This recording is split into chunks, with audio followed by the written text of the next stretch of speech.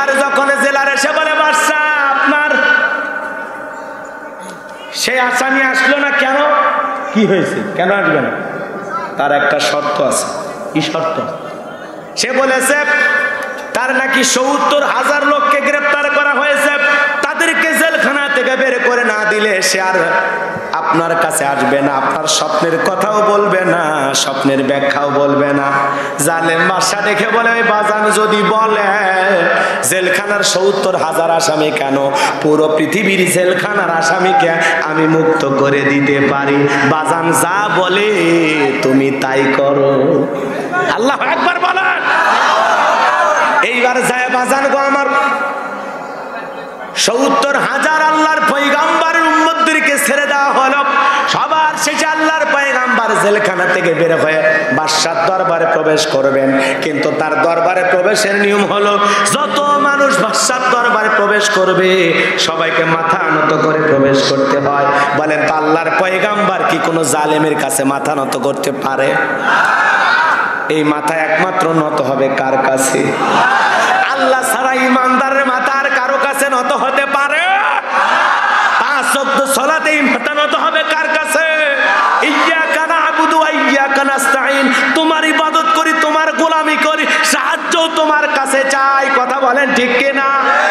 এই জন্য ইমানদার আল্লাহ ছাড়া কোনো মাজারে মাথা নত করবে না, কোনো নেতার পায়ে নত করবে না। কথা বলেন ঠিক কি না? এই মাথা নত হবে একমাত্র মসজিদ আল্লাহর ঘরে। এই মাথা নত হবে একমাত্র আল্লাহকে সিজদা দেওয়ার জন্য। মনে থাকবে তো ইনশাআল্লাহ? আল্লাহর পয়গম্বর দেহকে আঁটো সাঁটো করে সুন্দর করে মাথাটাকে উঁচু করে বাদশার দরবারে প্রবেশ করলেন। এমন দৃশ্য জালেম বাদশা বক্তে নাসর তাকায় দেখে, আর দেখে বলে বাজান এত মানুষ আমার দরবারে প্রবেশ করে, সবাই মাথাটা নত করে ঢোকে, তুমি কেন মাথা নত করলা না? আল্লাহর পয়গম্বর জবাব দিয়ে বলে শোনেন বাদশা, আপনার স্বপ্নের সেই কথাগুলো যে আমার মাথার মধ্যে দিয়েছে তার অর্ডার, তাকে ছাড়া এই মাথা আর কারো কাছে নত করা যাবে না। আমি যদি মাথা নত করতাম, সে যদি আপনার মতো স্বপ্নের কথা ভুলাইয়া দিত, তাহলে আপনি নিজে টেনশনে মরতেন আর আমারেও মারতেন। কথা বলেন ঠিক কি না? এই উত্তর শোনার পরে জালেম বাদশা বলতে না চলে বলে বাজান যা করেছো ঠিক করেছো, আসো আসলে তোমার বুদ্ধি আছে। আল্লাহু আকবার বলেন। আল্লাহর পয়গম্বরদের বুদ্ধি না থেকে পারে? জোরে বলেন বুদ্ধি না থেকে পারে? এইবার জালেম বাদশা নিজে চেয়ার ছেড়ে দিয়ে বলতেছে বাজান তুমি এই জায়গায় বসো। থাক, আল্লাহু আকবার এত কষ্ট করে বললেন না, আরো জোরে বলেন, আরো জোরে বলেন। কিছুক্ষণ আগে যে জেলখানায় ছিল তারে জেলখানা থেকে কয়েদি এই জীবন থেকে আল্লাহ পাক মুক্ত করে জালেম বাদশার রাজ দরবারে চেয়ারে বসার মতো সৌভাগ্য কে দান করলেন? পরীক্ষা তো আসবেই, কথা বলেন না কেন? একটু অপেক্ষা করতে হবে। জুলুম মনে করবেন, ভালো করে শোনেন, মনে রাখবেন একটা কথা, জুলুম অত্যাচার নির্যাতন যত বাড়বে বুঝতে পারবেন বিজয় তত নিকটে। রাগ করেন না। এইবার হ্যাঁ অবশ্যই উত্তম প্রতিদান আমরা পাবো ইনশাআল্লাহ। এইবার জালেম বাদশা আল্লাহর পয়গম্বর দানিয়েল আলাইহিস সালামকে চেয়ারে বসায় দিলেন, আর ডেকে বলে বাজান তাড়াতাড়ি করে স্বপ্নের কথা বলো। কয়েকদিন ঘুমাইতে পারি না, খাইতে পারি না, স্ত্রীর কাছে যাইতে পারি না, কোনো কিছু ভালো লাগে না, এত বিশাল ক্ষমতা তারপরেও মনের মধ্যে কোনো শান্তি নাই। তাড়াতাড়ি করে বলো স্বপ্নের ব্যাখ্যা আর স্বপ্নের কথাগুলো আমাকে বলো। আল্লাহর পয়গম্বর এইবার স্বপ্নের কথাগুলো বলবেন, আপনারা কি শুনবেন? কারা কারা দুহাত তুলে আল্লাহকে একবার দেখান? লিল্লাহি তাকবীর, লিল্লাহি তাকবীর। কষ্ট হচ্ছে আপনাদের? আরো অনেক কথা বলা ছিল বাজান, বলার সময় নাই, হাতটা নামান, সামনের দিকে আরো কথা বলতে হবে, কষ্ট হচ্ছে আপনাদের। তাহলে আল্লাহ রাব্বুল আলামিন বলেন তাবারাকাল্লাযী বিয়াদিহিল মুলকু ওয়া হুয়া আলা কুল্লি শাইইন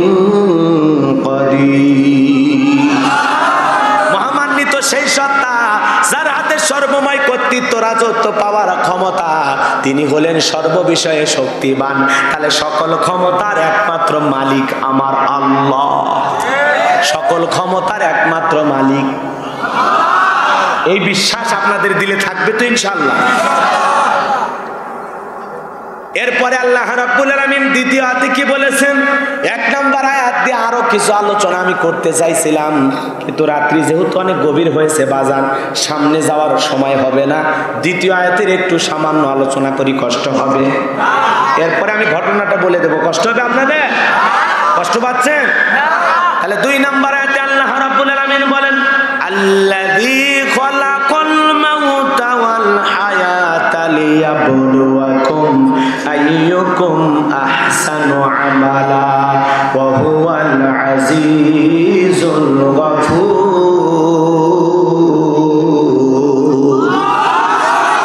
2 নম্বর আয়াতে আল্লাহ রাব্বুল আলামিন বলেন, যিনি সৃষ্টি করেছেন মৃত্যু আর জীবন। আল্লাহ রাব্বুল আলামিন তোমাদেরকে পরীক্ষা করে দেখবেন আমলের দিক দিয়ে কার আমল কত বেশি সুন্দর।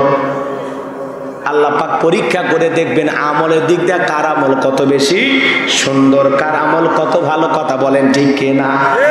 আল্লাহ পাক সর্বপ্রথম কি বলেন? আল্লাযী খলাকাল মাউতা ওয়াল হায়াতা, যিনি সৃষ্টি করেছেন মৃত্যু। আগে কিসের কথা বললেন? কথা বলেন না কেন? আগে মরণের কথা বললেন।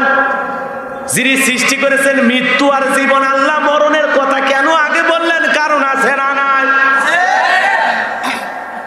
কারণ এই দুনিয়াতে আসার একটা সিরিয়াল আছে, যাওয়ার কিন্তু কোনো সিরিয়াল নাই।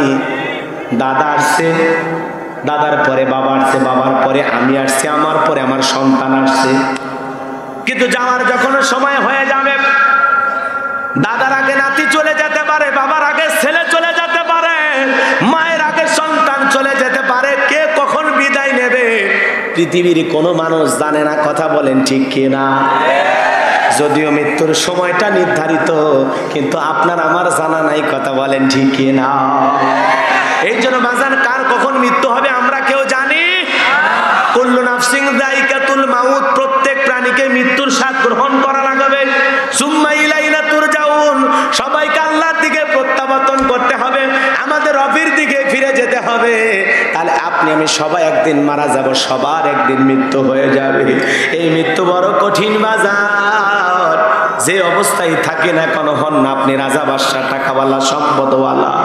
কত মানুষ করোনার ভয়ে বিল্ডিং থেকে নামলো না, এরপরেও আজরাইল আসছে না। কথা বলে আসে নাই, নিয়ে যায় না।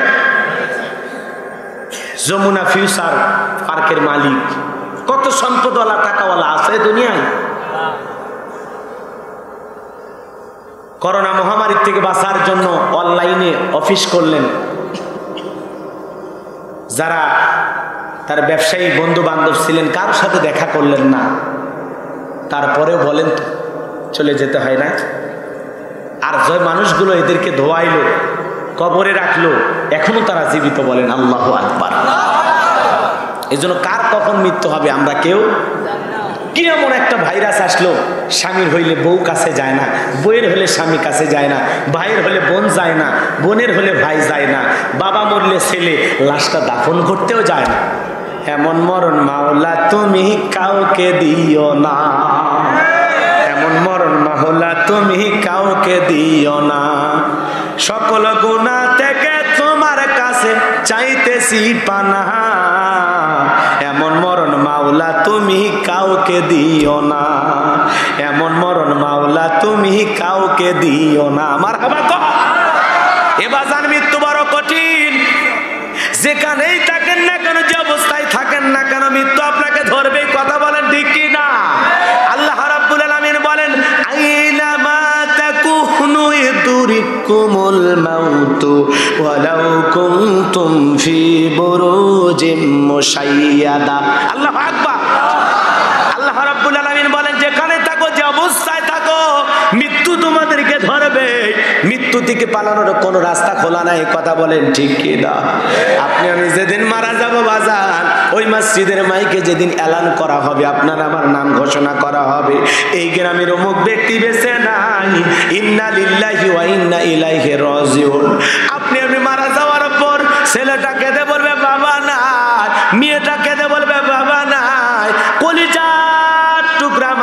বেঁচে থাকলে বলবে আমার কলিজার টুকরা সন্তানকে হারাইলাম, স্বামী মারা গেছে, প্রিয়তমা স্ত্রীকে বলে আমার স্বামীকে হারাইলাম, আত্মীয় স্বজন পাড়া প্রতিবেশী সবাই চোখের পানি দিয়ে আপনাকে আমাকে বিদায় জানার জন্য বাড়িতে চলে আসবে। দেখে রঙিন পোশাক খুইলা এ বাজান গো আমার আপনাকে আমাকে গোসল করায়া দিবে। দুনিয়াতে কত আমোদ প্রমোদ করলাম, দামি বিল্ডিং বানাইলাম, টাইসালা বাড়ি বানাইলাম, বলেন তো বাজান আপনার আমার জীবনের শেষ গোসল কি ওই টাইসালা বিল্ডিং এর ভিতরে হবে? জোরে বলেন হবে? দিলটা নরম করে একটু কথাগুলো শুনে যান রে রাজশাহীর মুসলমানেরা। আপনার আমার মরণের পরে ওই দামি বিল্ডিং থেকে আপনাকে আমাকে নামাইয়া একটা চকির বা খাটের উপরে শোয়া দিয়া দেখে রঙিন পোশাক কইলা মশারির তলে নিয়া জীবনে কত গোসল করলাম, কত দামি কিছু গায়ে শরীরে ব্যবহার করলাম, জীবনের শেষ গোসলটা অন্য মানুষ করা দেবে, শেষ গোসল করা দিয়ে রে বাজান চকলেটের মতো মরাইয়া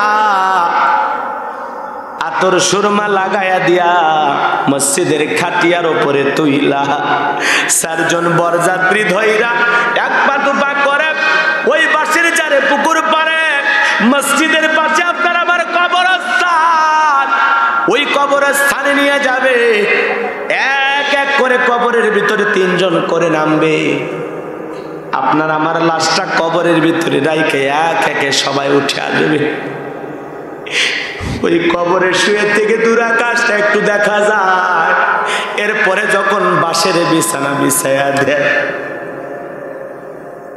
ছোট্ট ছোট্ট বাঁশের ছিদ্র দিয়া দূর আকাশে একটু দেখা যায়, এরপরে যখন কলার পাতা পাটি উপরে বিছায়া দেয় আস্তে আস্তে কবরের উপরে মাটি দিতে দিতে পুরো কবরটা যখন মাটি দিয়ে দেয় জোর করে মাটি কাফনের কাপড়ের উপরে পরে, একটু ময়লা পড়লে কাপড়টা আমি পরতাম না, একটু ময়লা হইলে ওই কাপড় পরে বাইরে যাইতাম না। আজকে কবরের মাটি আপনার আমার কাফনের উপরে পড়তেছে বাজার, ওই কবরের নরম মাটি। এই তো গত কয়েক মাস আগে আল্লাহর একজন বান্দার বিদায় হয়ে গেল। আরে আমি মসজিদের ইমাম সাহেব আমাকে বলতে যে হুজুর জানাজার নামাজ পড়া, সকাল থেকে বৃষ্টি হইতেছে, জোহরের নামাজের পরে জানাজার নামাজ পড়ানো শেষ হয়ে গেল, সন্তানগুলো বাবার লাশটা নিয়ে যখন কবরের দিকে রওনা করেছে আবার বৃষ্টি এসেছে। সকালে বৃষ্টি হয়েছে, ওই পানিগুলো বালতি দিয়ে তুলেছে, আবার যখন বৃষ্টি হয়ে হাঁটু পর্যন্ত পানি দিয়া কবরটা ভরে গেল, আবার যখন পানিটা তুললো ঠিক লাশটা যখন কবরে রাখবে ওই সময় আবারও পানি আসলো, এত পানি আবার কবরটা ভরে গেল। কি করবে? উপায় নাই। বাবাকে কি এইভাবে পানির ভিতরে রাখা যায়? কি করব হুজুর, উপায় নাই, কি করা যাবে? সন্তানগুলো চোখের পানি ছেড়ে দিয়া কাঁদে। বড় ছেলেটা বাবারে বড় ভালোবাসতো, অজ্ঞান হয়ে পড়ে যাচ্ছে। পরিশেষে কলার গাছ কেটে ওই পানির উপরে দিয়ে দেওয়া হলো, আর ওই কলার গাছের উপরে তার বাবার লাশটা কবরে রাখা হলো। এরপরে কবরের কাদামাটিগুলো কবরে দেওয়া হলো।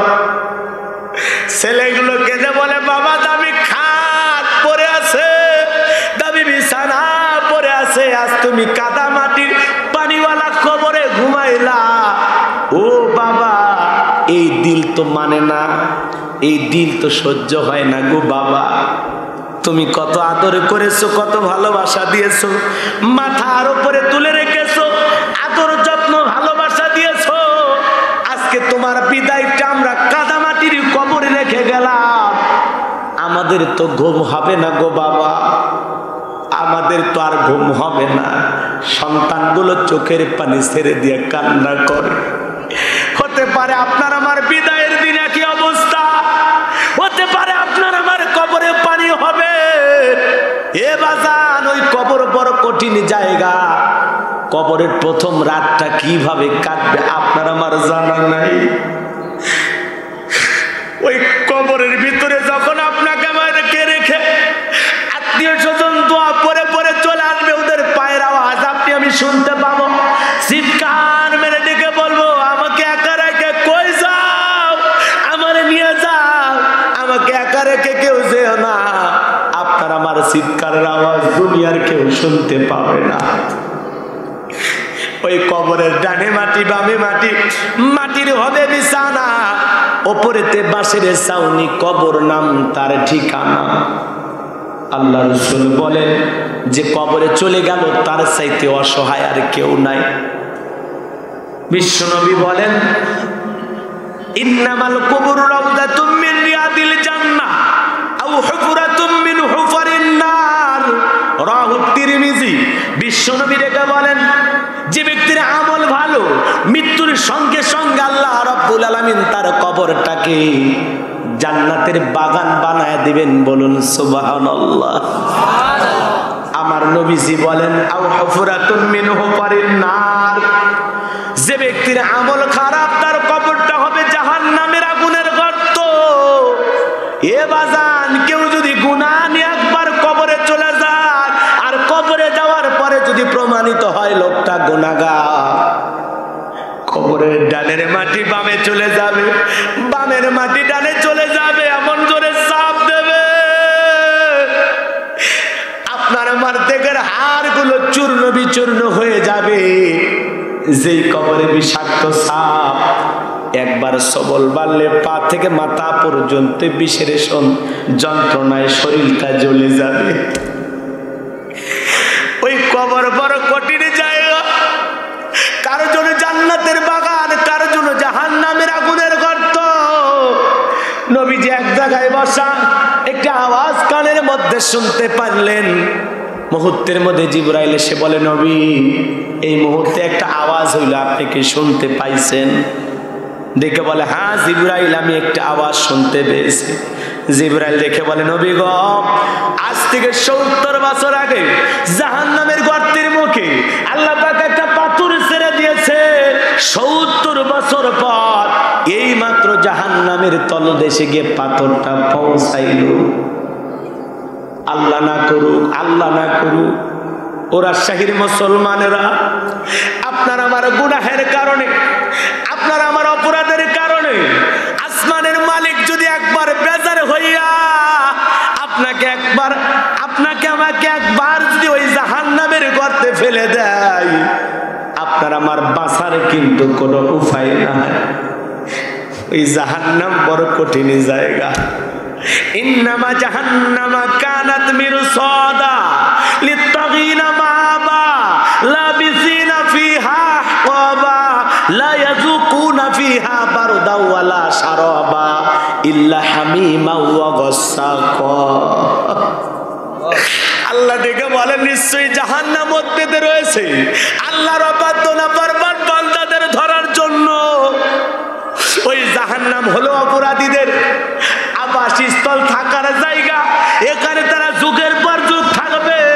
ওই জাহান্নামের আগুনে জ্বলতে জ্বলতে ওই জাহান্নামের অপরাধীরা আল্লাহকে ডেকে বলবে, আল্লাহ দাও না একটু খাবার দাও, আমরা বড় ক্ষুধার্ত। আল্লাহর কাছে কেঁদে কেঁদে বলবে, আর সহ্য করতে পারি না মালিক, একটু খাবার দাও। জাহান্নামীদের ক্ষুধা মেটানোর জন্য আল্লাহ জাহান্নামের তলদেশে একটা ফলের চাষ হবে। ওই ফলের নাম হলো জাক্কুম, কাঁটাযুক্ত ফল। ওই ফলটা যখন জাহান্নামী অপরাধী যারা, ওদেরকে খাওয়ার জন্য দেওয়া হবে, পরিবেশন করা হবে। এই না ক্ষুধা লাগছে তোমার, নাও ফলটা খাও। ওই ফলটা যখন দেবে, জাহান্নামী যখন ওই ফলটা হাতে পাইয়া গলার ভিতরে দিয়ে দেবে, ক্ষুধা মেটানোর জন্য ওই কাঁটাযুক্ত জাক্কুম ফলটা গলার মাঝামাঝি আটকে যাবে। এই গলার মাঝামাঝি আটকে যাবে, ভিতরে যাবে না, বাহিরে বাড়বে না। জাহান্নামীরা ছটপট করবে, যত গলা নাড়াচাড়া করবে তত কাঁটাগুলো ফুটবে, আর যন্ত্রণার পরে যন্ত্রণা হবে। আল্লাহকে ডেকে বলবে, আল্লাহ ক্ষুধা নিবারণের জন্য ফল চাইলাম, এ কেমন ফল খাইতে দিলা গো মালিক, এ কেমন ফল খাইতে দিলা। কোন মুমিন বিপদে আছে জেলখানায়, বলতেছে ভাই আমি বড় তৃষ্ণার্ত, আমার একটু পানি দাও। ওই সময় যদি বলেন পেশাব করে যদি কেউ দেয়, আপনি আমি কি খাইতে পারবো? কেউ যদি মদের বোতল দেয় খাইতে পারবো? কথা বলেন না কেন? রাগ করতেছেন আপনারা? খারাপ লাগতেছে? এ বাজার কোন মুমিন যেমন এগুলো সহ্য করতে পারবে না, তাদের জন্য এটা কষ্টকর বিষয়।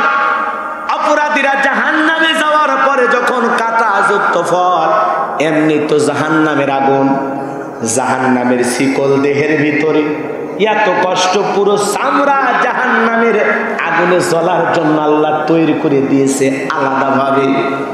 ওই জাহান্নামের আগুন সহ্য করতে করতে এমনি তো যন্ত্রণার পর যন্ত্রণা, তার উপর আবার খাবার চাইছে, ওই ফলটা আবার কাঁটাযুক্ত ফল, ওইটা তো আসলে খাওয়ার জন্য বা সুস্বাদু ফল না, জাহান্নামের ভালো লাগার জন্য না, বরং জাহান্নামের যন্ত্রণা আরো বাড়ানোর জন্য আল্লাহ ফলটা খাওয়াইতে দেবে। ওই ফলটা যখন জাহান্নামের গলার মাঝামাঝি আটকে যাবে, বলবে আল্লাহ এ কেমন ফল খাওয়াইতে দিলা গো মালিক। ভিতরেও যায় না, বাইরেও আসে না, আর সহ্য করতে পারি না। জাহান্নামীরা যখন বারবার কেঁদে কেঁদে চিৎকার মেরে বলবে আল্লাহ পানি দাও, পানি দাও, পানি দাও, তৃষ্ণা নিবারণের জন্য একটু পানি দাও। দুনিয়ার কথা মনে হবে, গলায় কিছু আটকে গেলে পানি খাইলে সরে যাইতো। জাহান্নামী মনে করবে আমি পানি খাইলে মনে হয় ফলটা সরে যাবে। চিৎকার মেরে যখন পানি পানি বলে চিৎকার মারবে, আমার আল্লাহ পাক বলেন লা ইয়াযুকু ফিহা বারদাও ওয়ালা শারাবা, তাদেরকে মিনারেল ওয়াটার দেয়া হবে না, ঠান্ডা পানি দেওয়া হবে না, এমন কোন পানি জাহান্নামীদেরকে পান করার জন্য দেয়া হবে না যেই পানিটা পান করে জাহান্নামী তার তৃষ্ণা নিবারণ করতে পারে। এমন পানির ব্যবস্থা জাহান্নামে নাই। কেমন পানি দেবে? ইল্লা হামিমা ওয়া গাসসাকা, ইল্লা হামিমা ওয়া গাসসাকা, এমন উত্তপ্ত ফুটান্ত গরম পানি যা পুষ ব্যতীত কিছুই নয়, যা পুষ ছাড়া কিছুই নয়। ওই দুর্গন্ধযুক্ত ওই পুষালা পানি যখন জাহান্নামীকে পান করানোর জন্য দেয়া হবে, ওই পানিটা পান করা মাত্রই জাহান্নামীর নারী ভুঁড়িগুলো গলে গলে পড়বে। জাহান্নামী তখন আরো যন্ত্রণার পর যন্ত্রণা পাবে। হাদিস শরীফের ভিতরে আসছে বাজান, আর একটা বর্ণনায় বলা হয়েছে ওই জাহান্নামের উত্তপ্ত পানি পড়বে, তার শরীরের গোশতগুলো, তার শরীরের চর্বিগুলো গলে গলে পড়বে, খসে খসে পড়বে। আহা, বলেন তো এই জাহান্নামে আপনি আমি কেউ কি যেতে চান? জোরে বলেন যেতে চান? তাহলে কি করা লাগবে? হুজুর কেমনে জাহান্নামের আগুন থেকে আমরা বাঁচবো? কি করা লাগবে? আল্লাহ রাব্বুল আলামিন বলেন ওয়াল্লাযীনা ইয়াবিতুনা লিরাব্বিহিম সুজদান ওয়া কিয়ামা, রাত্রি জাগরণ করতে হবে, আল্লাহর ইবাদত করে রাত অতিবাহিত করতে হবে আল্লাহকে সিজদা দিয়ে দণ্ডায়মান থেকে। হে মুসলমান যুবক, ঘুমাইলে চলবে না। তোমার এই যৌবনের বয়স ঘুমানোর বয়স না, এই যৌবন বয়সটা মালিকের ইবাদত করে কাটাইতে হবে। সুবহানাল্লাহ। যুবক, তুমি কত গুনাহ করতেছো তুমি কল্পনাও করো নাই। এই জমিনে তুমি কত অপরাধ করেছো কল্পনাও করো নাই। চোখের গুনাহ করেছি, হাতের গুনাহ করেছি, অন্তরের গুনাহ করেছি, এত এত গুনাহ করেছি, অপরাধ করেছি। যদি নিজের হিসাব নিজে করি, দেখবো জাহান্নাম ছাড়া আমার আর কিছু নাই। এত অপরাধ করেছি, অপরাধের কারণে জাহান্নাম ছাড়া ভাগ্যের কিছু জুটবে না।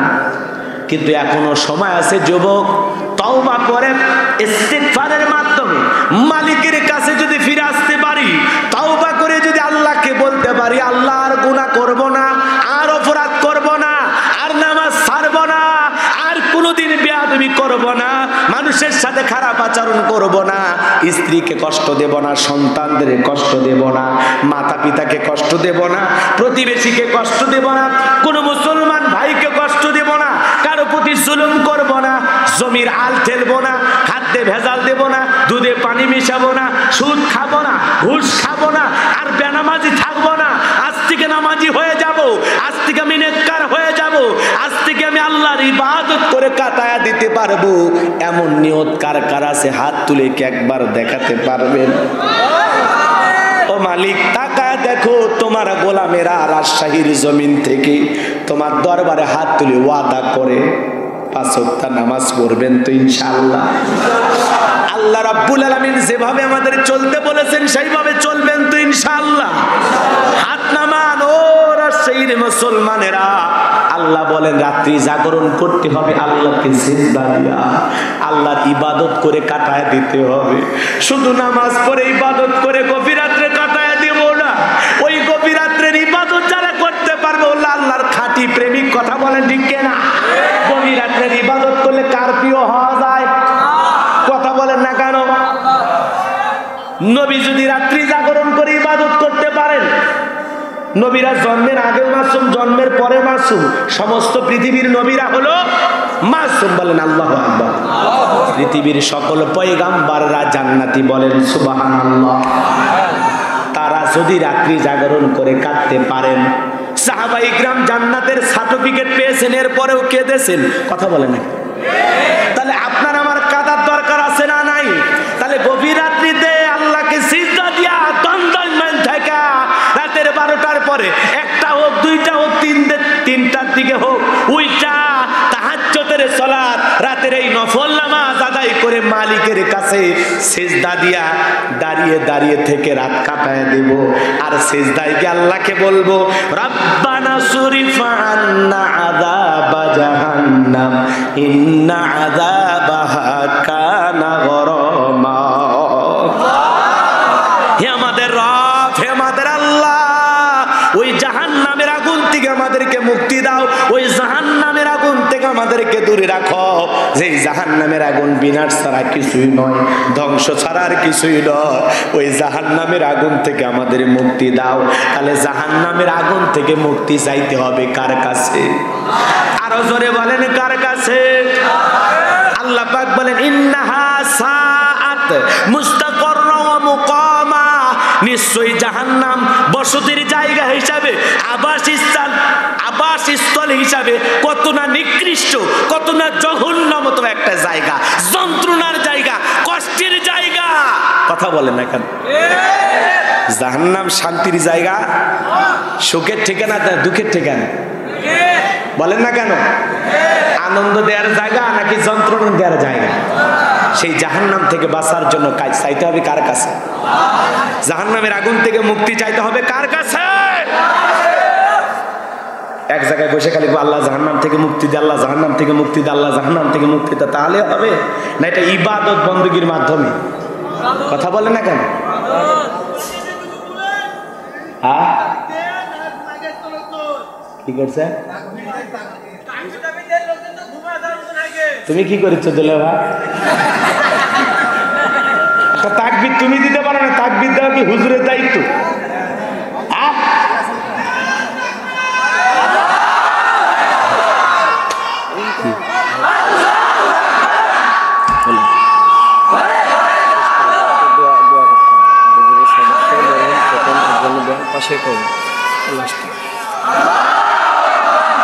এই বাজান গো আমার রাগ করেছেন আপনারা।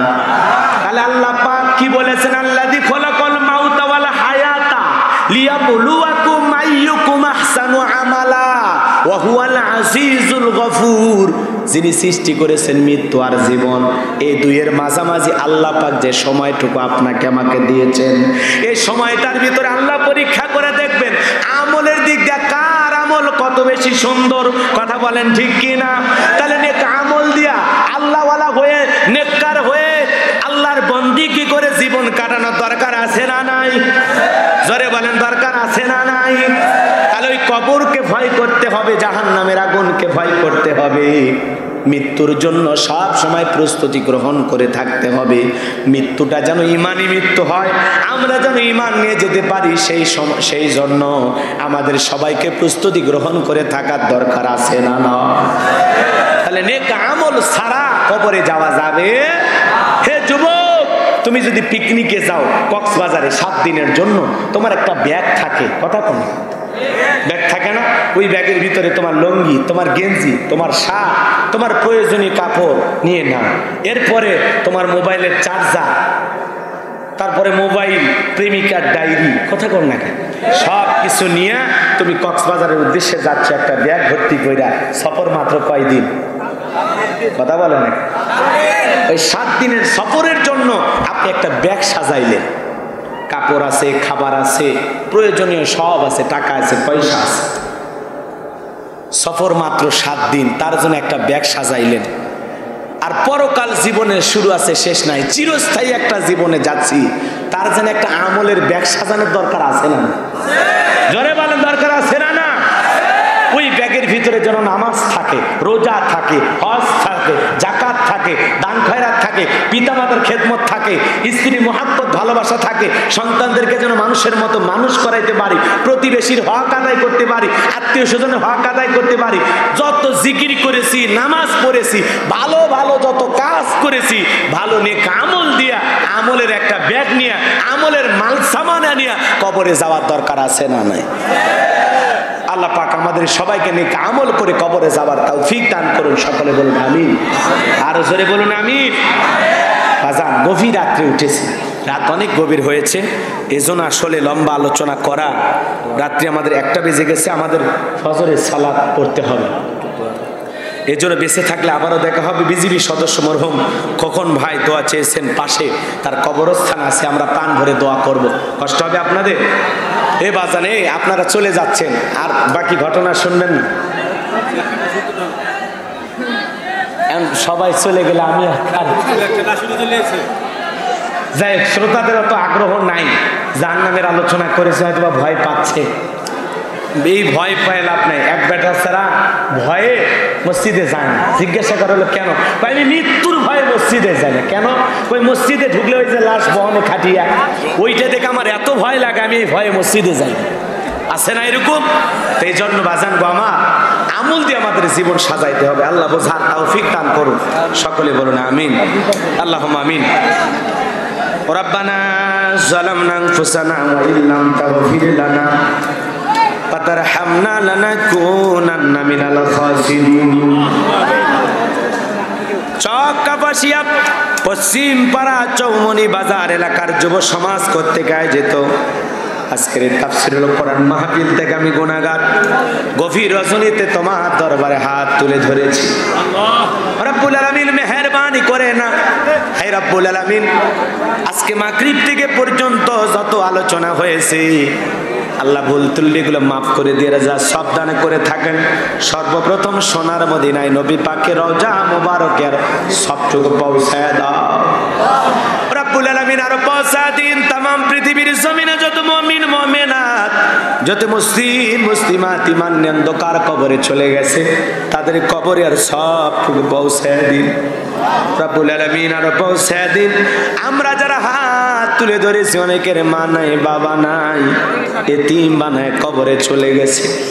জনম দুঃখিনী মায়ের কথাকে ভোলা যায়, আদরের বাবার কথাকে ভোলা যায়। যে মা 10 মাস 10 দিন গর্ভে ঠাই দিয়েছে, প্রসবের যাতনা সহ্য করেছে, ওই জনম দুঃখিনী মা যাদের কবরে চলে গেছে, আদরের বাবা যাদের কবরে চলে গেছে, তাদের কবরে আর সবটুকু পৌঁছায় দাও, কবরগুলো জান্নাতের বাগান বানায় দাও।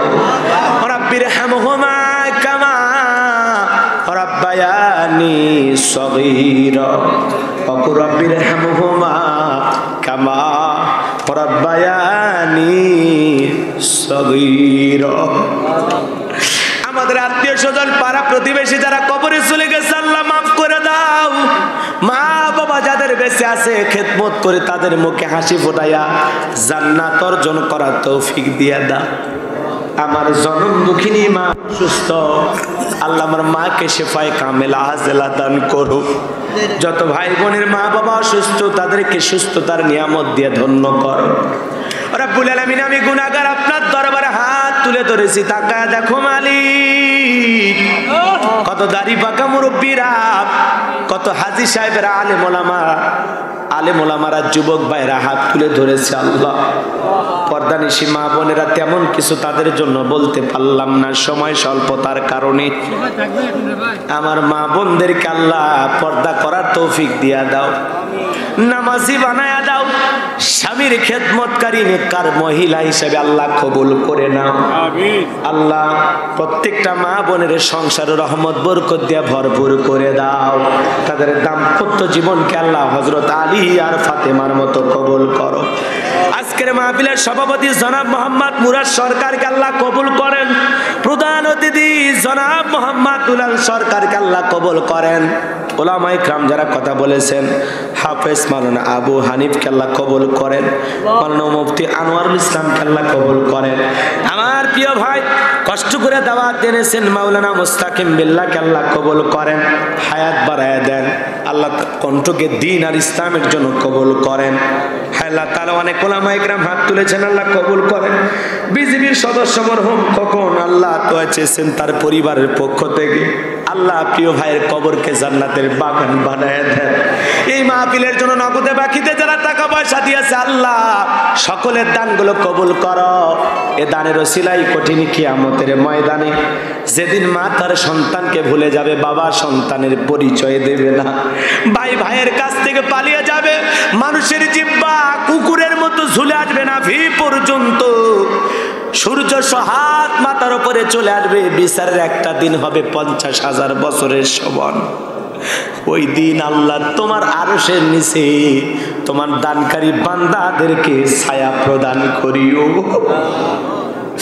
আল্লাহ ফিরা দিও না মালিক, ও মালিক, নফসের তাড়নায় পড়ে দুনিয়ার মহাব্বতে পড়ে যত গুনাহ করেছি রে আল্লাহ, আমাদের সকলের তামাম জিন্দিগির গুনাহগুলো তুমি মাফ করিয়া দাও। ফিরায় দিলে কার কাছে যাব মালিক? আমি ছাড়া তোমার বান্ধার অভাব নাই, কিন্তু তুমি ছাড়া তো আমাদের আর কোনো প্রভু নাই। ও আল্লাহ, তুমি ফিরায়া দিলেও আমরা তোমার দরজায়, তুমি দোয়া কবুল করলেও আমরা তোমার দরজায়। আল্লাহ আল্লাহ, আমাদের সকলের তামাম জিন্দিগির গুনাহগুলো মাফ করে দাও। যত গুনাহ করছি মাবুদ মোরা জীবনে, মাফ করে দাও তুমি মাবুদ নিজে গুনে। আদর করে বান্দা আল্লাহ মোদের বানাইয়া, কেমনে দিবা জাহান্নামে ফেলিয়া। হে জীবনে না করিলাম বন্দেগি, গুনাহ করে কাটাইলাম জিন্দেগি। তওবা করে আবার তওবা ভাঙ্গিলাম, অবশেষে খাঁটি তওবা করিলাম। আল্লাহ আমাদের সকলের তামাম জিন্দিগির গুনাহগুলো মাফ করে দাও। মালিক তুমি গাফফার, আমরা গুনাহগার, তুমি মনিব, আমরা সবাই তোমার গোলাম। আল্লাহ আমাদের সকলের তামাম জিন্দিগির গুনাহগুলো মাফ করে দাও। সকল ভাইয়ের দানগুলো কবুল করো। যে ভাইরা কষ্ট করে আয়োজন করেছেন আল্লাহ তাদের ইমান খালিদ বিন ওলীদের মতো বানায়া দাও। যুব সমাজকে আল্লাহ কবুল করো। লাইটিং মাইটিং পোস্টার ব্যানার ডেকোরেটরের ভাই সহ আল্লাহ সবাইকে কবুল করেন। স্থানীয় নেতৃবৃন্দ যারা সহযোগিতা করেছেন হায়াত বাড়ায়া দেন। প্রশাসনের যে ভাইরা আজকের মাহফিলের অনুমতি দিয়ে সহযোগিতা করেছেন আল্লাহ, প্রশাসনের ভাইদেরকে আল্লাহ কবুল করে নেন। এদেশের সমস্ত প্রশাসনের ভাইদেরকে আল্লাহ আলেম ওলামাদের বন্ধু বানায়া দেন, ইসলাম আলাদের বন্ধু বানায়া দেন। আল্লাহ প্রশাসনের সকল ভাইদেরকে কোরআন আর ইসলামের পথে কবুল করেন। আল্লাহ তাদের পরিবারের ওপর খাস রহমত বরকত নাজিল করেন। আল্লাহ আজকের মাহফিল কবুল করো, কবুল করো মালিক, ফিরাইয়া দিও না। তাহাজ্জুদের সালাতের সময় দোয়া করতেছি মালিক, তুমি প্রথম আসমান থেকে তাকায়া দেখো তোমার গোলামেরা আজকের আলোচনা শুনে কত মানুষ চোখের পানি ছেড়ে দিয়ে কেঁদেছে, কত মানুষ হাত তুলে ওয়াদা করেছে নামাজ পড়বে, গুনাহ করবে না, খাদ্যে ভেজাল দেবে না, ওজনে কম দেবে না, ওয়াদা করেছে। আল্লাহ হালাল ভাবে তাদের জীবনটাকে তুমি কবুল করে নাও। মিডিয়ার ভাইদেরকে হেদায়েত দান করো। আলেম ওলামাদের ওয়াজের পাশে যারা নায়ক নায়িকাদের ছবি লাগায়, আল্লাহ তাদেরকে হেদায়েত দান করো। আল্লাহ তাদের সঠিক বুঝ দিয়া দাও। আলেমেরদের বড় দুর্দিন, আলেম ওলামারা বড় বিপদে। আল্লাহ তামাম পৃথিবীর মুসলিম উম্মাকে আল্লাহ সাহায্য নাজিল করো। বাংলাদেশকে আল্লাহ কবুল করো। সকল ষড়যন্ত্র দিকে আমাদের প্রিয় মাতৃভূমি বাংলাদেশকে আল্লাহ হেফাজত করো। আল্লাহ দেশের ওপর খাস রহমত বরকত নাজিল করো। অভাব অনটন দুঃখ দুর্দশা বালা মুসিবত দিও না আল্লাহ। আমাদের প্রিয় মাতৃভূমি বাংলাদেশকে আল্লাহ কবুল করো। এদেশের মসজিদ মাদ্রাসা হক্কানি ওলামা ইকরামদের কবুল করেন। মাজলুম অবস্থায় যত আলেম আছে আল্লাহ তাদের উপরে সাহায্য নাজিল করেন। আল্লাহ আমাদের সকলের দোয়াকে কবুল আর মঞ্জুরি করে নেন। জীবনে একটাবার খানায় কাবাই কবুল করে নিও। রাসূলের রওজা পাকে দাঁড়িয়ে সালাম দেওয়ার সুযোগ করে দিও। যেই দিনে মরণ দিবা দিনটা যেন জুমার দিন হয়, যে মাসে মরণ দিবা মাসটা যেন রমাদান মাস হয়। নামাজের সিজদারত অবস্থায় মৃত্যু দিও। কোরআন তিলাওয়াত করতে করতে মৃত্যু দিও। রাজপথে জীবনটা বিলানোর তৌফিক দিয়ে দিও। কোরআনের সোনালী সমাজ কায়েম করার জন্য আল্লাহ কাজ করার তৌফিক দিয়ে দাও। সবাইকে ইসলামী আন্দোলনের জন্য আল্লাহ কবুল করে নাও। সুবহান রাব্বিকা রাব্বিল ইজ্জাতি আম্মা ইয়াসিফুন ওয়া সালামুন আলাল মুরসালিন আলহামদুলিল্লাহি রাব্বিল আলামিন। আল্লাহ যে বাড়িতে খানা খাইলাম বসলাম ওই বাড়ির উপর খাস রহমত বরকত নাজিল করো। যে ভাইরা কষ্ট করে আয়োজন করেছেন আল্লাহ তাদের মা বাবাদের হায়াত বাড়ায়া দাও। যারা মারা গেছে কবর জান্নাতের বাগান বানায় দাও। আগামী বছর বড় কোনো আলেম নিয়ে আসা এই জায়গায় কোরআনের তাফসীর করার তৌফিক দিয়ে দাও। যারা এই মাহফিলটা হওয়ার জন্য সর্বাত্মক চেষ্টা করেছে আল্লাহ তাদের প্রত্যেককে উত্তম সাজা দান করেন। মৃত্যু যখন আসবে দয়ার নবীর চাঁদ মুখখানা দেখতে দেখতে জবানে জারি করে দিও লা ইলাহা ইল্লাল্লাহু মুহাম্মাদুর রাসূলুল্লাহ।